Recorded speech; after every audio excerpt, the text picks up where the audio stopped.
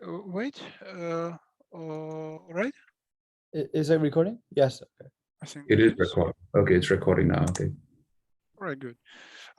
So just for the sake of recording, I'm Alex Rozanov. My short talk today will be the story of how I started making a simple abstract algebra framework in FStar. And I'll briefly explain what I managed to complete already, show what went smoothly, what didn't, showcase what I believe to be good practices, warn about the opposites, and then we'll hopefully discuss what could be made better. Uh, and although this might be obvious, the usual protocol for such talks demands something to be said about whys and what fors.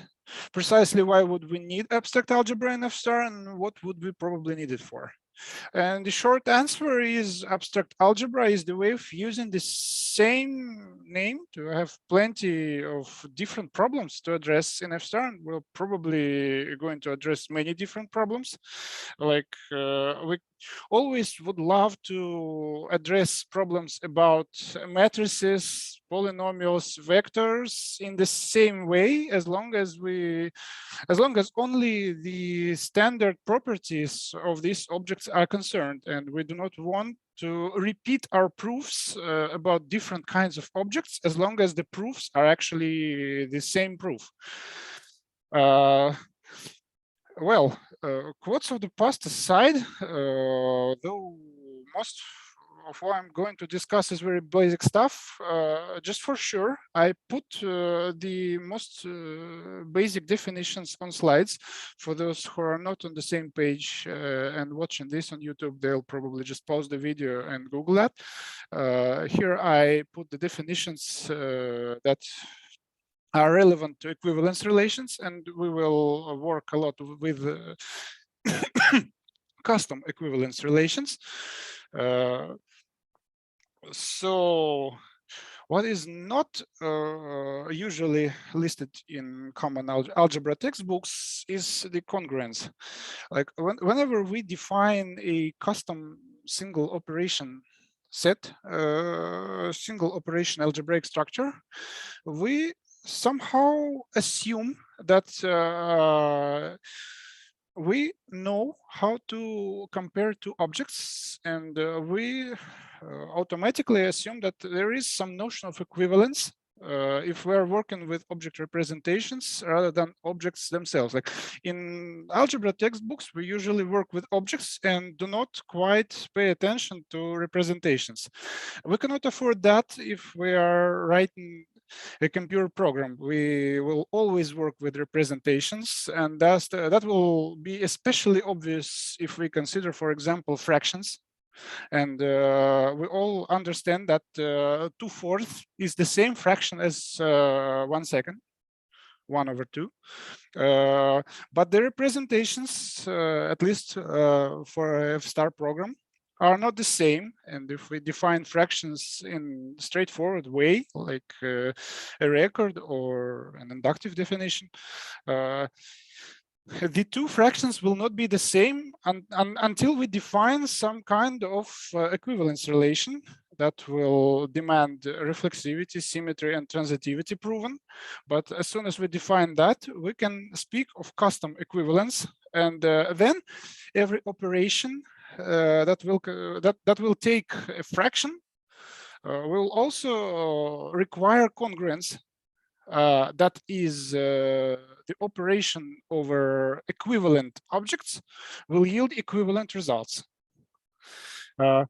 As for the basic college stuff like associativity, identity axioms, and verse elements and something, well, I leave that out of scope because this is algebra stuff and not programming stuff. And then I'll only underline that in our FStar implementation, my FStar implementation, I separately define type classes for multiplication and addition. This idea is stolen from Lean. And Lean has very sophisticated and very mature, if I dare say, mathematical library. And I borrowed many ideas from there already. Next, after defining one operation algebraic structures, I defined two operation algebraic structures that those are called rings, and in more general ringlikes.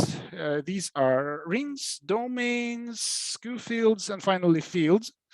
On the slide, I display the requirements to that. So to these some examples, just to get on the same page. And as always, I only underline what is important in the context of F-star programming. That we skip the textbook definitions and only underline that when we define a ring, we should also require that the equivalence relation that is used for addition and multiplication is the same equivalence relation. And besides the obvious requirement of congruence to both of these operations that comes with the definition of one operation structure, we also require that the two equivalence relations match.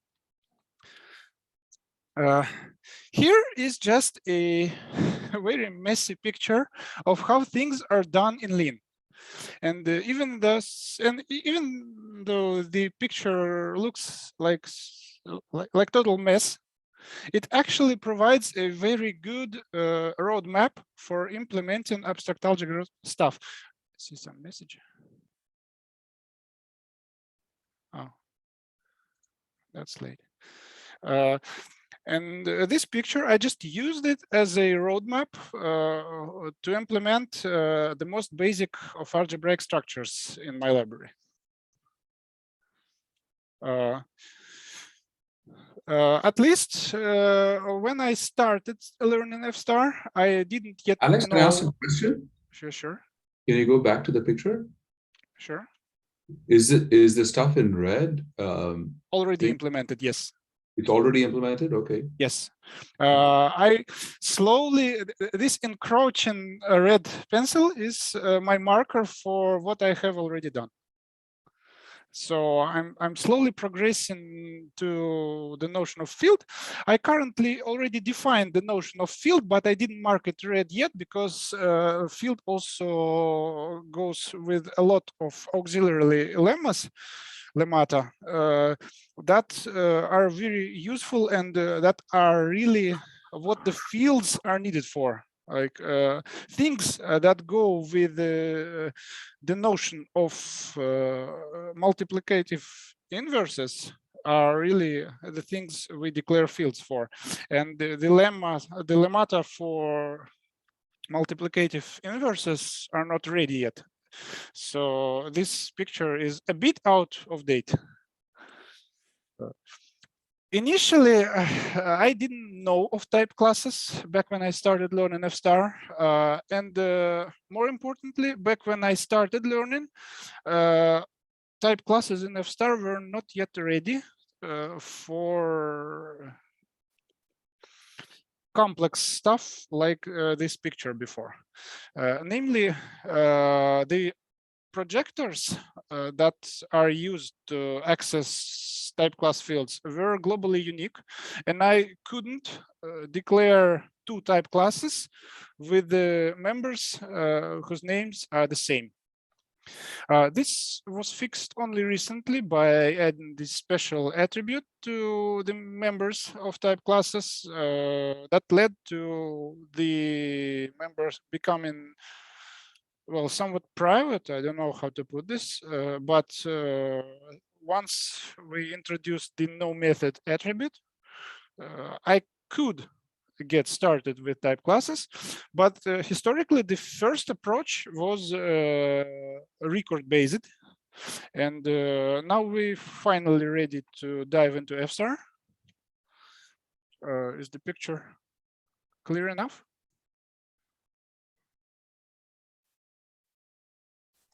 Yeah, looks good. It somehow just got expanded. All right.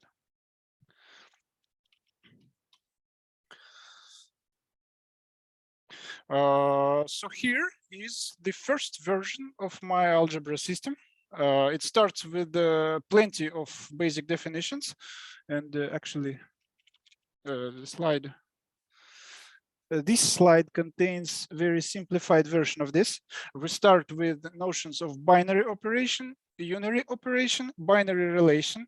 We add properties in form of for all propositions for reflexivity, symmetry, and transitivity. And what I highlighted in dark blue is opaque statements that are hidden from SMT in order to speed up, to improve performance of verification. This relation, the equivalence relation is the binary relation that satisfies these three properties. And then as we progress, we introduce the congruence, the operation with congruence, the unary operation that also respects the equivalence relation. I called it unary operation with congruence, but I just do not know what the scientific name for it should be. So I just kept the name. I added the most basic properties in form of propositions also for all style, but hidden beyond opaque. And then I define the record for magma that is the most basic of one operation algebraic structure. That is basically semi-group without associativity demanded. But already in magma, I declare not only equivalence relation on operation, I also declare the inverse operation and the neutral element. Even though the general magma do not have neutral element and there is no inverse operation for general magma, I have to declare it here. Because we do not have a record inheritance yet, and I cannot add fields later. So the actual definitions of more advanced algebraic structures look like I've shown. A semi-group is a magma that additionally satisfies associativity for its operation, and its inverse actually yields inverses. Like this is very painful. Actually, the definition for partial inverse operation that only works for a subset of the magma carrier. This is quite nasty, and it also results sometimes in huge freezes of the verification process. But still, this is the definition that I used for my first iteration because I ever get to type classes. And similarly, a ring, a two-operation structure, the most basic two-operation structure that I made in my first attempt at computer algebra, is just two magmas or two magma descendants, if we speak object-oriented, addition and multiplication. And additionally, we add equivalence relation and demand it to be the same equivalence relation as both addition and multiplications one. Additionally, I of course define there the distributivity laws, both of the distributivities, because as long as we do not have commutativity for multiplication, there are two distributivities separately. And in the wild, the definition looks like this. This is the definition for ring. And in addition to the obvious addition, multiplication, equivalence, and two distributivities, I already have added the unit part, the normal part, and the Euclidean norm fields of the ring, because those will be required as soon as we get to Euclidean domains, which is a more complicated form of just integral domains. But since there is no inheritance for records, I have to add all the fields in advance, and only later, when I declare more advanced forms of rings, I provide additional lemmas. What is already eye-catching here, but is rather pleasant to see, is that proofs about elements from such rings or domains for this fact look not very pleasant to an outsider's eyes. Like, if you are not yet in context of what's going on, such a proof is quite hard to read. That's one thing. Like we can improve that by actually overloading operators here instead of just using the symbols for operations, the infix notation. But still, I have to admit that with this approach, the code, the actual proofs look quite ugly. Here is the example of another descendant of ring. Like integral domain is a domain that is additionally commutative. Even further, we define what is unit part and what is normal part. These are very specific terms that come from already computational algebra. These are not found in regular algebra textbooks. But to those who will watch video later, the file will there will be link to this file, and comments say all the necessary stuff as well as the books, like where can one read about what normal part is, what unit part is, and so on. What is the most important advantage of using just records, not going to type classes, is that things are lightning fast. This entire file that is more than 1,500 lines of codes gets verified really quickly. We can already see that the thing runs, and that it goes so fast is mostly due to my extensive use of opaques. Most definitions that define properties of algebraic objects are declared with for-all quanter, and these produces lots of facts that could easily lead to combinatorial explosion. And to minimize the context of a proof, I hide most of definitions behind these opaque attributes. Actually, these attributes look somewhat different to attributes that I used in type classes. I see that it seems that the style for attributes changed. Like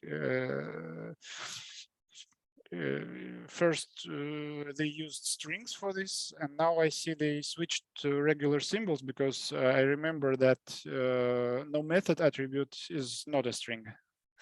Well, anyway, the thing that gets me this lightning speed of verification is hiding definitions behind opaques and revealing only those definitions that are actually relevant to the proof.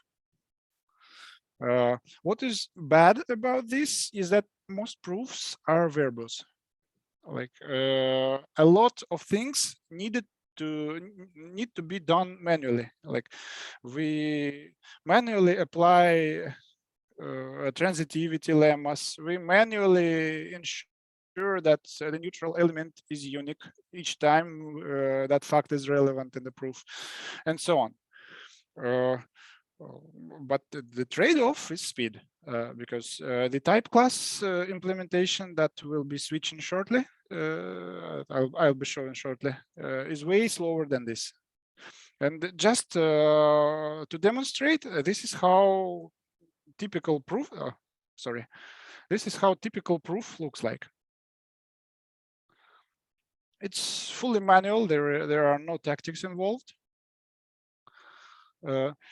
And the simplest of applications of this system, like this whole type system, is put in one single file, algebra types. But the simplest of applications I've done so far is fractions. Fractions, the field of fractions is the construction of a field given an integral domain. That is common thing in abstract algebra. If you have an arbitrary integral domain that is a ring, a commutative ring with cancellation law, with cancellation law, that is a product may only be zero if one of the factors is 0, all such rings can be easily turned into fields. Like we can introduce fractions on such rings and make sure that every fraction makes sense. This is not always possible if you have 0 divisors. Anyway, this is how we construct fractions. We first declare what fraction is. For a fraction is an inductive. I'll need outline for this, otherwise I'll just.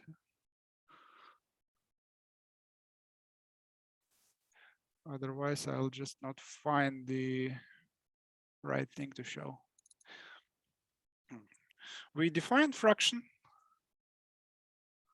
as just inductive type with just a single constructor that takes 2 elements from the basic integral domain and treats one as a numerator and the second one as denominator, and denominator is just a refinement to the basic type that says that denominator should not be equal to 0. And then we introduce the 2 operations, that is addition and multiplication. Well, equivalence is a relational operation, but we also do the equivalence. That is fairly simple. We define equivalence as we would in the algebra textbook. And already here we can see that the proofs are not only verbose, but very hard to read. This one, from the first look, this looks like a mess. But still, this is faster than the type class approach. As soon as we defined what is fraction equivalence, what is fractions addition, that is commutative, associative, and so on, we construct the single operation group, that is fraction additive group, that is commutative group of fractions on this domain. We invoke all the necessary lemmas. Lemmata. Always keep confusing the word. Then we do the same with the multiplicative almost group, almost because we want to exclude 0. And as soon as we've done that, we prove distributivity and finally get the field of fractions. This is here. And actually, already here, I could say that I catched a huge verification performance regression compared to F-star builds from June of 2021. There was one particular last commit to F-star's master branch that broke everything.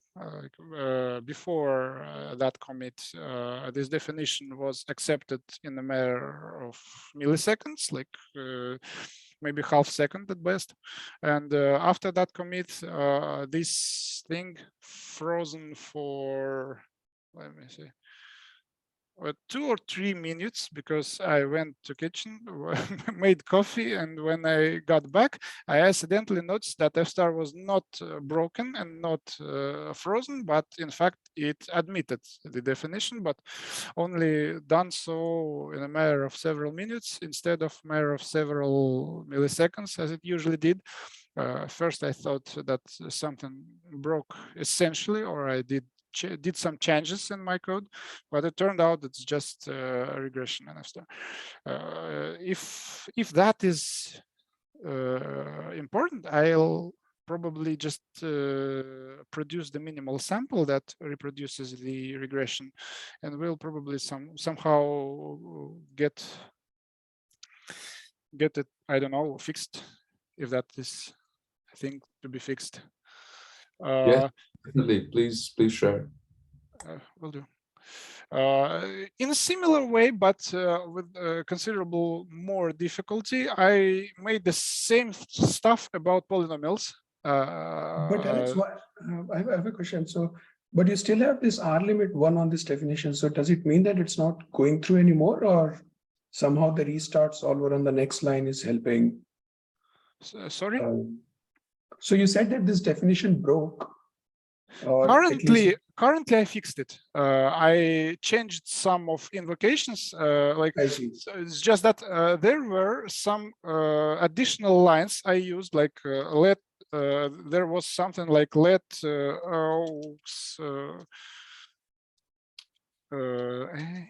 equal, and then some expression that I just used to make things more obvious. And this particular expression that involved inverse, that involved units of A, that is special definition made in algebra types. And this particular expression got things frozen for minutes. And once I removed it and replaced the invocation with a simpler invocation that also did the trick, things gone fast again. But the problem remained. Like I got around the problem, but that didn't eliminate it. I just found another way to prove things I needed, but the regular proof that was used from the start, and that was completely fine proof, it was almost textbook proof, it got rejected just because F star got stuck on some of the constructions.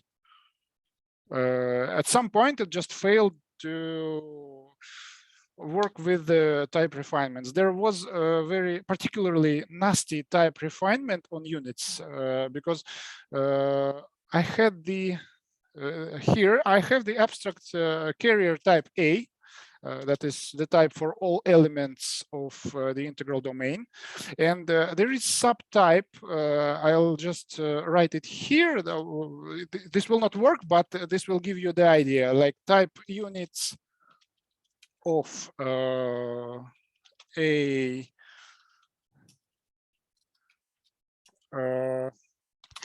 just Alex, sorry, but it's been already 26 minutes. So if you can just maybe move on to. Yes, sure.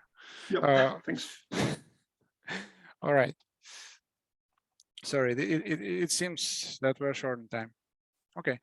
The second approach, the second way to approach this is type class based. And this is more versatile, at least in perspective, at least in future, when we get all the things I need for this to actually work. This approach uses type classes. We define type classes for equatable. We define type classes for multiplication, for addition. Then we define type classes that inherit these and introduce the one operation group. I'll briefly, I have no other choice. I'll briefly show what these look like. This is the equatable module for a star. And here I define what is equatable. That is equivalence relation, reflexivity, symmetry, and transitivity. That is just requirements. I mean, I need to provide lemata that satisfy these in order to create an equatable. Then, for example, I define default equatable for the classes that are already equatable, because F star has F type defined. So in order not to break things, I define the default equatable. And then I redefine equals and not equals binary operators. These are already auxiliary definitions, and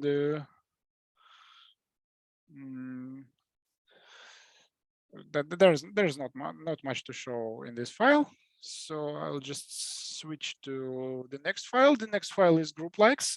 These are type classes needed for single operation structures. First, I define the needed lemmas. Then I define what the one operation structure really means. I have at least has mul and has add. They have the operators and the equivalence relation and the congruence lemma that demands that the operation respects the equivalent relation. Then I redefine integer operations. Like I need the multiplication, the addition, and equality work as intended with integers. And then I start advancing further and further as I define semigroups that inherit multiplication and additionally demand associativity. Then monoids that inherit semigroups and additionally demand net neutral element, both addition and multiplication versions of this. Then we go to commutativity, introducing additional structures. And we already see plenty of diamonds here. And finally make our way to groups, both addition and multiplication. But here is the beautiful thing about this. These are lemmas, the basic lemmas, basic facts about groups. And we can already see that the proofs are much more beautiful, and we can actually read this. Like, the notation we use here is obvious. We can read this, and we do not need to look at definitions of the symbols because these are readily understandable even to person with no prior F-star experience. The downside is that even this pretty simple lemma that is almost the same as it is stated in your typical algebra textbook, even this simple lemma takes several seconds to verify. I personally find this probably to be a problem on F-star's part because with only a few type classes defined, there should be no reason for F-star to stumble for so long over a single lemma. Anyway, the upside is that a lemma is very easy to read. And as soon as we get to lemmas that are less obvious to prove, like you do not see the proof in your head before you read the text. As soon as we get there, the easy to read part becomes quite important, and probably more important than seconds it takes from verifier to actually check that your proof is correct. The remaining of the file is not very interesting. Like maybe this particular lemma is interesting because it showcases the recently added syntactic sugar, like this eliminate returns sugar to F-star. And this lemma in particular showcases it and shows how you use the existence fact to prove things. But other than that, there's not much to look at.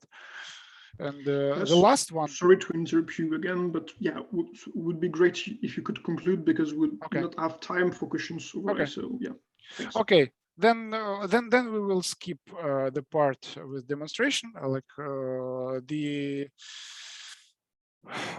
definitions of two operation structures is roughly the same. We just demand that the operations have the same equivalence relation and so on. Like these things are purely technical, and we do not want to stop there for long.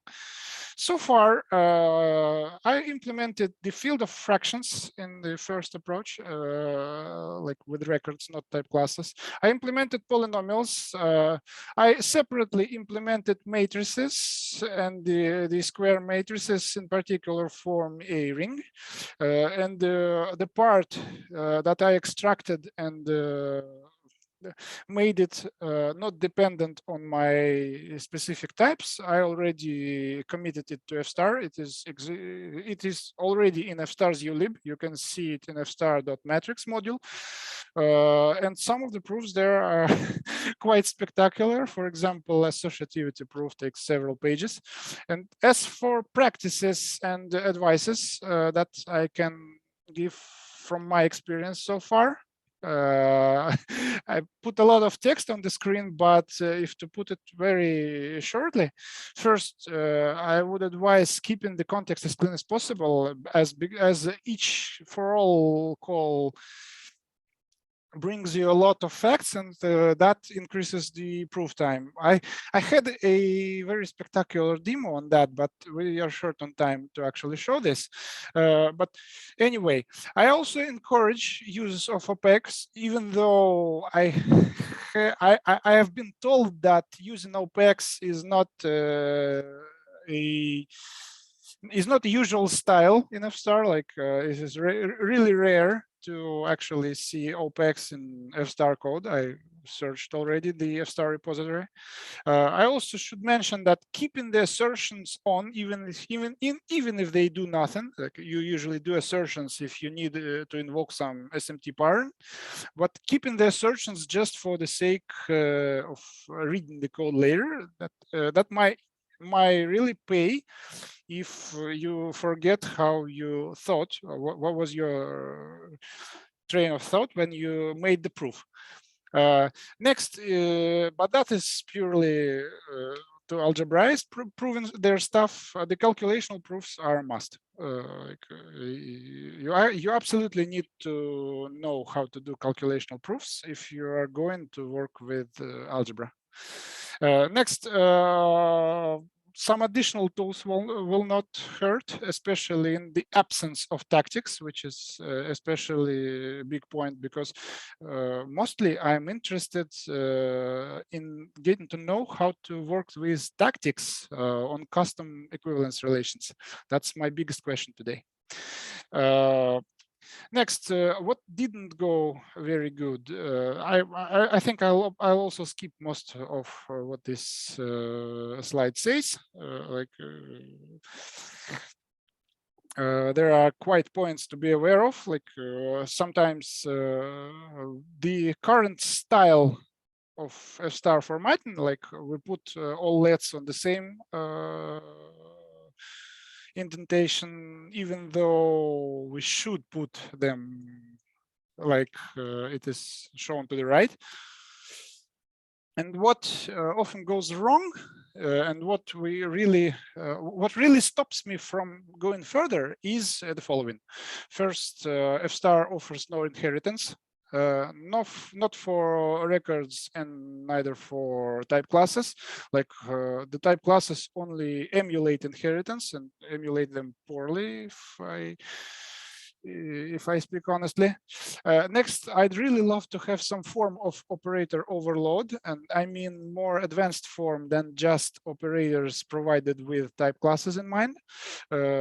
Next, there are certain cases where type classes are really slow, like they resolve type classes slowly, but these are technical things, and I think I'll just cook up an example, a minimal example for Nick and for you. Maybe I don't know who I should contact with the case. And the last part, last thing I'd love to have in the language is the literal coercion. Like, I don't know how big a problem this is, but it would be great to have, for example, literal 1 or literal 0 automatically convertible to any type that has the ring type class associated.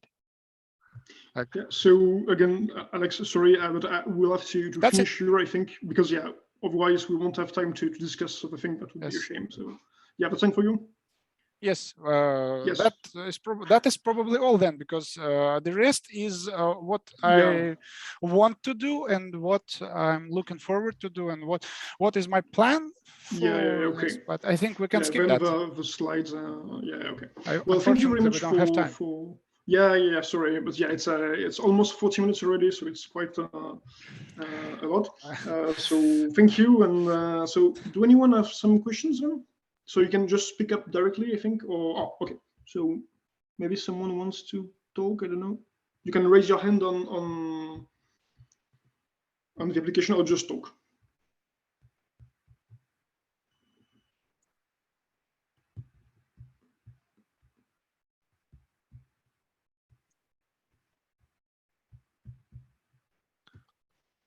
Quite silent so far. Okay, so you can go. I'll ask a question. Hello.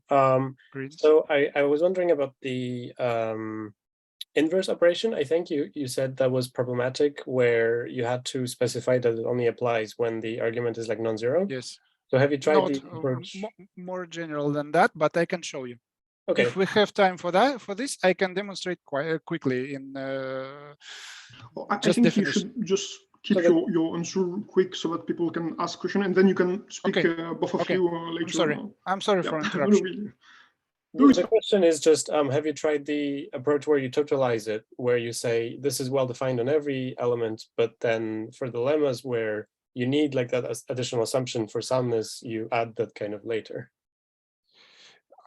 I understand, but problem is I cannot demand totality from it, because at the point I defined the inverse operation, I defined it on magma, and for magma there may be just no total operation that would satisfy the fact. Like I cannot demand such field in magma, because otherwise I will not be able to actually construct this magma.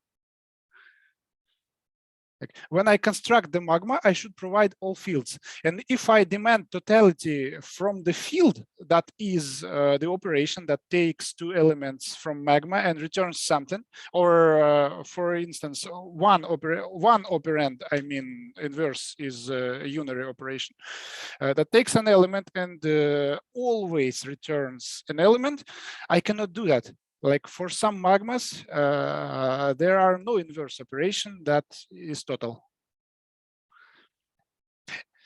And as a consequence, I define an operation on a subset of the magma carrier that takes only those elements from magma for which the inverse operation is defined, for which there exists an element that satisfies the inverse condition. And this is a huge problem, but I think we cannot go in details here. If you want, you can ask me in chat later, like I can describe what I'm talking about.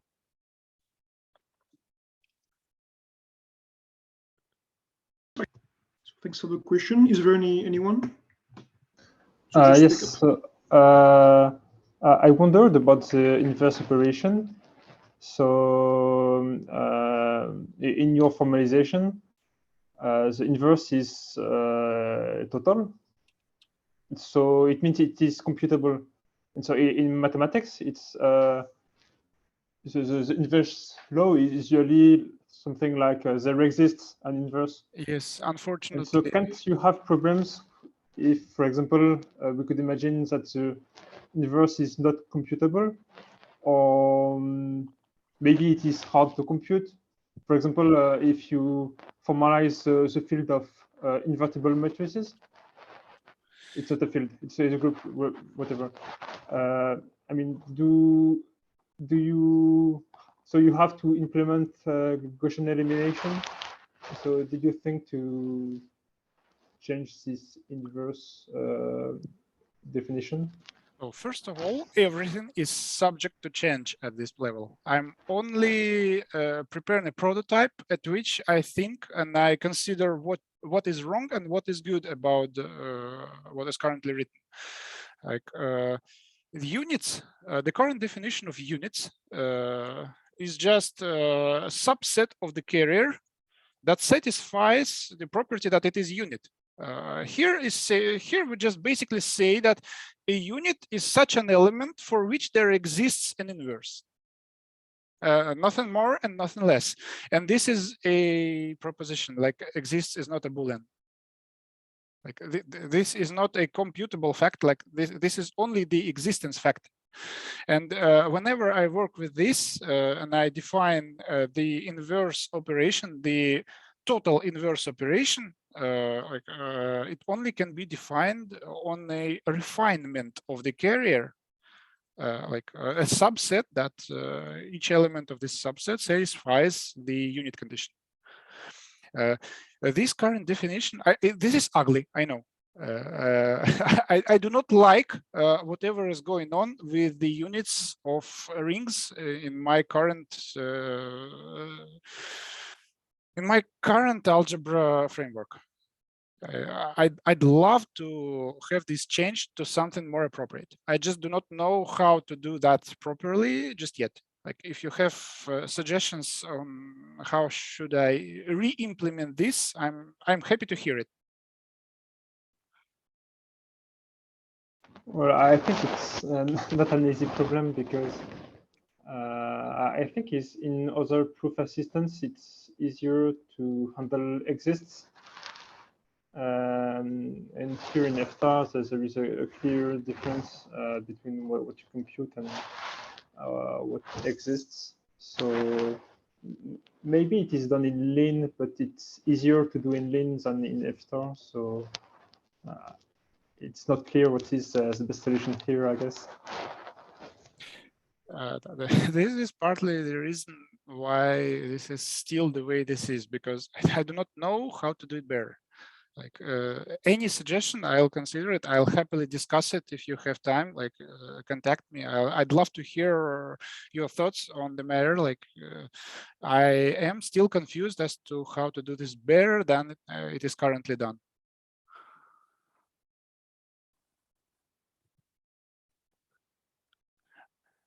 I see your name highlighted as if you're saying something, but I do not hear you. No, I don't have anything to say. Okay, okay.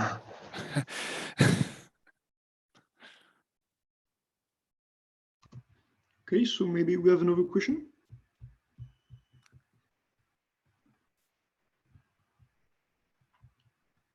Okay, it seems like there is no more question. Oh, maybe Nick. Yeah. Okay. Statistical questions. But if others have more, my questions are more about how can we help you, and how can we get examples to keep Yes. under CI and things like this. But if others had more technical questions, I could let them go first. But whichever is more important. If we are talking of what help do I need, mostly I need help with tactics. Like I understand that most of the proofs I currently write can be made better and more human readable if we invoke tactics. But first of all, I have no prior experience at writing tactics or even at using tactics at most, and these names of the tactics make little sense to me. Like these names are something like iota or fool or whatever. I'm not familiar with the name, and I cannot even get things working in the simplest of cases. And I would really love to see some examples of tactics that are aimed at proving stuff around custom formulas, not involving the built-in equivalence relation. Like I see that many tactics are aimed at proving stuff about the built-in equivalence that is this kind of equivalence, double equals.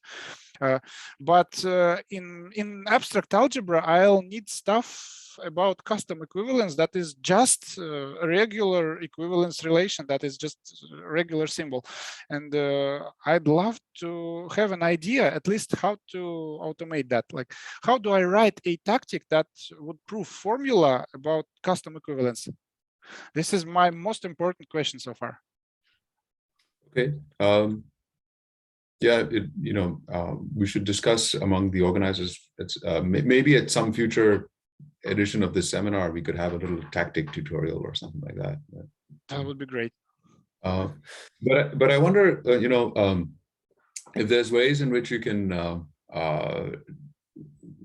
provide a collection of examples that exhibit various problems, like the type class resolution is too slow. Yes, of course. That I will provide. I already simplified some. Like I'll just clean my code up, extract the particularly nasty definitions that lead to freezes for minutes, and then I'll just submit it in single files, so that we can at least, I don't know, profile that or whatever the right term is when it comes to verifiers instead of running code. But yes, of course, I will provide examples that are particularly nasty in terms of verification speed. I also wonder if there's Sorry, Asim, go ahead. No, please go ahead. Finish your thought. I was just going to say, if there's some way, we might consider, like, if you have a public repository somewhere, is there some way we can, build it somewhat regularly and yes, of course. My computer algebra repository is public, and I already put the link for it. At least it is here. Like you can always check this out, and you can always verify these things. Like not all of the files there are relevant. Like I'll probably just additionally specify which files matter most. Like this is still some sort of sandbox for me, but all the stuff I have discussed here lies there. Like there is nothing that is not yet made public. Everything I've shown you is already available at this repository. Eventually, I'll just add more modules there that will demonstrate the problems I've mentioned.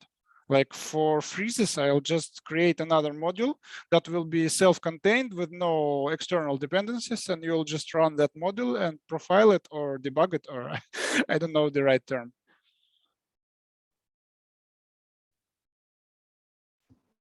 So I wondered if you had a look at canonicalization tactics for semi-rings that already exists in App Store. Only briefly, and I didn't understand much of it. Okay, because this blame lies on me, of course, for not understanding it. Like the code was in front of me, but it's just that some things just screamed for additional explanation, and I didn't have a person to ask.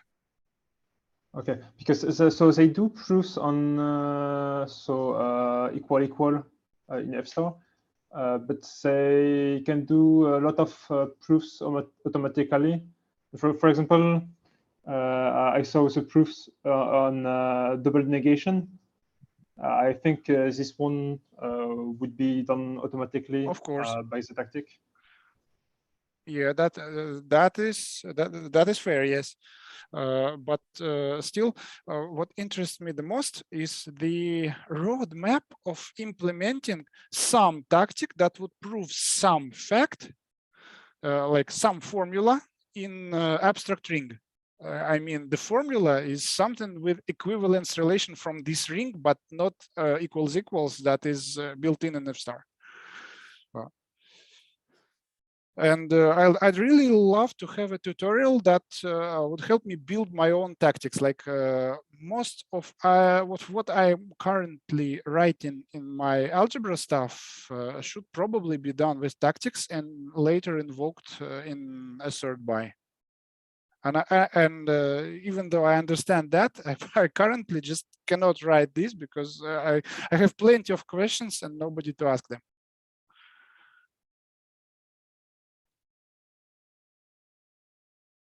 Yes, I have seen the canonical semi-ring tactics, but only briefly. Okay, so do we have any other question? Maybe Asim, you wanted to ask something? No, I was just saying the following, like, I was thinking of something similar to what Nick said. In addition to examples of things that don't work. Yes, of course, I'll provide such. Regarding the unit discussion that Theophil and you were having, if you conceptually know what you want to write there, maybe like we can see how to express that in a star. Like, I don't know what you want to write there, but if you can conceptually like tell us that, hey, this is what I would like to express here. This is how I would like to write my definition. Then maybe we can find out if there's a way to do that in a star. Like, I'm just saying these kind of threads you can start and, ping us and we can discuss. Yes, I think I'll prepare another big post in Slack chat that will just cover what I want to know and what I'm currently trying to do with proofs. Like an example of some nasty proof that could be made simple and slim by utilizing tactics. And an example of such proof, and I'll underline the parts that are probably good to be automated by utilizing tactics. Well, even though I do not yet know how to write the proper tactics for it, you will instantly see whether I'm right or not. Like, I'll prepare a huge post in Slack chat that will describe what I'm trying to do. Is that fine? Maybe GitHub discussions, or because Slack messages we lose in some time. So I don't know. You could also just start a GitHub discussion. Start what? Start a GitHub discussion. Oh, a new- GitHub. Okay. I just didn't hear. Okay, GitHub discussion. Okay. Yep. Because Slack messages disappear after some time. I think after that too. some days. I noticed. Yes. Okay, I'll move that to GitHub discussion then. And the other little thing is the syntactic and language things that F* still lacks, and that would be of great help to me, is besides inheritance, operator overload, and integer literal coercion. Like I'd love to have integer literals automatically coerced to my ring type. Like every ring has 0, every ring has 1, and thus every ring has any integer. If we just get to that integer by adding 1 plus 1 plus 1 the needed amount of time. So it would be great to have literals 0 and 1 automatically coercible to any ring. I'm not sure how hard this is to implement in F*, like what F* needs in order to have that syntax available. But I'm still including this in the list of what would be great to have. So I think it's something that is not usually done in functional languages. Like coercions like this are quite common in imperative or object-oriented languages. But for functional languages, I think it's quite rare to have coercions like this. This is similar. This would be similar to implicit operators in conventional languages like C#. Like in C#, you can implicitly convert types by adding the implicit operators to your classes. Yeah, but this is an object-oriented language, so quite different than functional languages. So this is not a showstopper. Like I'm fine with typing 0 and 1, like the constants 0 and 1, the names instead of actual numbers. The operator overload and inheritance is, of course, the showstoppers, especially inheritance. Like as soon as we get to serious trees of dependencies, I cannot go away with just several encapsulated fields. So I think the most common solution here is to do something like in Haskell, where the plus and everything are based on type classes. I don't think in functional language, I think it's quite uncommon to have overloading of operators or functions. So I think you have to do everything with type classes if you want to do some kind of to emulate overload on functional languages. Well, I think that will not be a problem once the problem with the slow resolution gets fixed. Like as soon as we declare the plus and minus and star and equality for integers via type classes, that will not be a problem. Actually, the other problem, I only remember about it now, would be when we have refinements to integers. The type class resolution currently stops at this. Like if we have some symbol that is not integer, but integer greater than 0, for example, then our type class that is defined for all integers stops to work. Like if we have some variable that is natural, we cannot add these variables using plus that is defined via type classes, because type classes of integers, and we cannot add naturals. I also have this problem, but it's not a problem of type class resolution. It's a problem of the way F-star calls the type class resolver, and it's a much harder problem, I think. So I'm not to expect this to be fixed. Like I'll need type descriptions, manual type descriptions each time I face this problem, right? Yeah, it's the solution, Maybe. or Let's see. to put implicits by hand.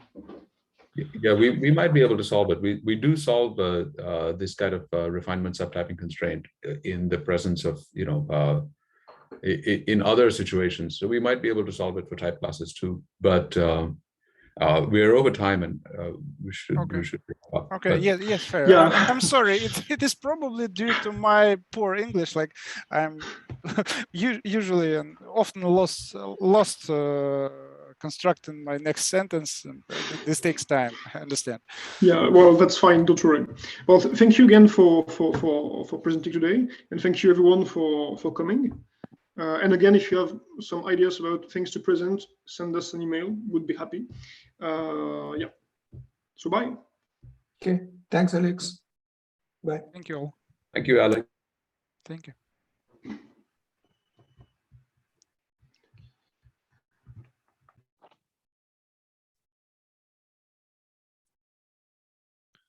I stopped the. I cannot hear you. Wait. Oh yeah. Well, I'm just